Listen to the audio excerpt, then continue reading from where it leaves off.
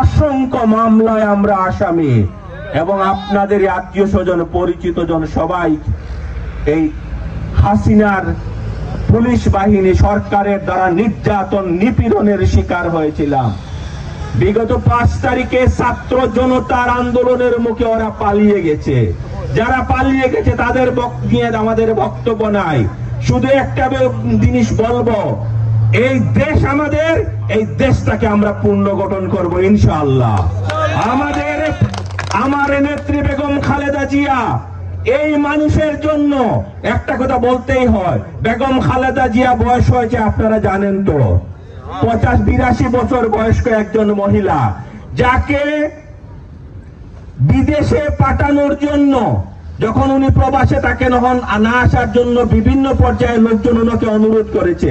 বেগম খালেদা জিয়া বলেছেন, আমার কোনো বিদেশে আমার বন্ধু না আছে, আমার কোনো বাড়ি বিদেশে নেই, আমি বিদেশে টাকা পাচার করি নাই, মরতে হলে বাংলাদেশে মরব, হাসিনা যদি আমাকে জেলে রাখে আমি জেলে থাকবো, কিন্তু বাংলাদেশ থেকে পলায়ন করব না। উনি জেল কেটেছেন কিনা আপনারা বলেন? উনি জেল কেটেছেন অন্যায় ভাবে। যদি দেশপ্রেম থাকতো তাহলে হাসিনা ওই দিন পালিয়ে যেত না। বেগম খালেদা জিয়ার মতো বাংলাদেশে থেকে আইনকে শ্রদ্ধা জানিয়ে মোকাবেলা করত। সে খালেদা জিয়া নিজেকে নিরপরাধ মনে করতেন, তাই দেশ থেকে পলায়ন করেন নাই। হাসিনা নিজেকে অপরাধী মনে করে, চুরি করেছে, জুলুম করেছে, নির্যাতন করেছে, এর জন্য সে পালিয়ে গেছে। সম্মানিত উপস্থিতি, দেশটা গঠন করতে হবে। আমরা যে ভোটের জন্য আন্দোলন সংগ্রাম করেছি, ইনশাআল্লাহ এই সরকার, তত্ত্বাবধায়ক সরকার, শিগগিরই উপযুক্ত সময়ে বাংলাদেশে একটা নির্বাচন হবে। যে নির্বাচনে আপনি নির্ধারণ করবেন আপনার উপজেলা চেয়ারম্যান কে হবে, আপনি নির্ধারণ করবেন আপনার এমপি কে হবে, আপনার চেয়ারম্যান কে হবে। তখন আপনাদের প্রতি দায়িত্ব কর্তব্য বেড়ে যাবে। আমরা তাই চাই, জনগণের পাশে যে আছে, জনগণ যার কাছে যেতে পারে, জনগণের কথা নির্দ্বিধায় যার কাছে গিয়ে বলতে পারে, তাকে আগামী দিনে আমাদের এই দক্ষিণ সুরমা, ফেঞ্চুগঞ্জে, বালাগঞ্জে আমরা দেখতে চাই। আমরা কোন পেশি শক্তিকে আমরা, যেহেতু হাসিনাকে আমরা মুক্ত বাংলাদেশ করেছি, ঠিক তেমনি কোন পেশি শক্তি ওরাকে আমরা আগামী দিনে এই দক্ষিণ সুরমা, ফেঞ্চুগঞ্জে আমরা জনপ্রতিনিধি নিয়ে আবার কলঙ্কিত করব না। আমরা চাই বাংলাদেশ জাতীয়তাবাদী দলের কাছে আমরা দাবি করব, জনমুখে মানুষের কল্যাণে, মানুষের সাথে যার সম্পর্ক আছে, নির্বাচনে বিএনপির প্রতীক দানের শীষ দিবেন এবং আমরা এই প্রতীককে আগামী দিনে বিজয়ী করব, বিএনপির প্রার্থীকে বিজয়ী করব। আজকের প্রধান অতিথি ব্যারিস্টার সালাম সাহেব আপনাদের পাশে বছরের পর বছর থেকে আপনাদের কাছে আসছেন, আপনাদের পাশাপাশি যাচ্ছেন, আপনাদের সাথে কাজ করতেছেন। বিচারের বার আপনাদের কাছে চলে আসতেছে। আপনারা যদি মনে করেন জনকল্যাণমুখী, যার সাথে গেলে কোনো মাধ্যম লাগবে না, যার সাথে দেখা করতে গিয়ে কোনো এজেন্সির নির্ভর করতে হবে না, সরাসরি আপনি গিয়ে কথা বলতে পারবেন, ইনশাআল্লাহ আপনাদের মতামত আগামী দিনে আমাদের প্রধান অতিথি ব্যারিস্টার সালাম সাহেবের পক্ষে যাবে, এটা আমরা বিশ্বাস করি এবং আমরা আপনাদের কাছে প্রত্যাশা করি। পাশাপাশি দলের একজন কর্মী হিসাবে দলের শীর্ষ পর্যায়ে আমরা আগামী দিনে চেষ্টা করব, দলের প্রতি অনুরোধ করব, নেতা কর্মীর সাথে যার সম্পর্ক আছে, নেতা কর্মী যাকে অতীতে পেয়েছে এবং ভবিষ্যতে পাবে, তাকেই আগামী দিনে দলের মনোনয়ন দেওয়ার জন্য, যার মাধ্যমে যে বিপ্লবের জন্য ৫ তারিখ ছাত্র জনতা বিপ্লবের ডাক দিয়ে বিপ্লব করেছে।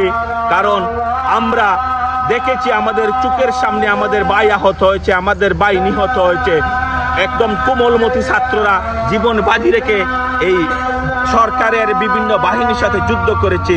এই যুদ্ধ, এই সংগ্রামকে আমরা বিতা যেতে দেব না। এই সংগ্রাম, যারা এই রাজপথে রক্ত জড়িয়েছে, যে সকল মায়ের বুক খালি হয়েছে, সে সকল মাকে আমরা হতাশ হতে দেব না। এই বাংলাদেশকে সোনার বাংলাদেশ করব।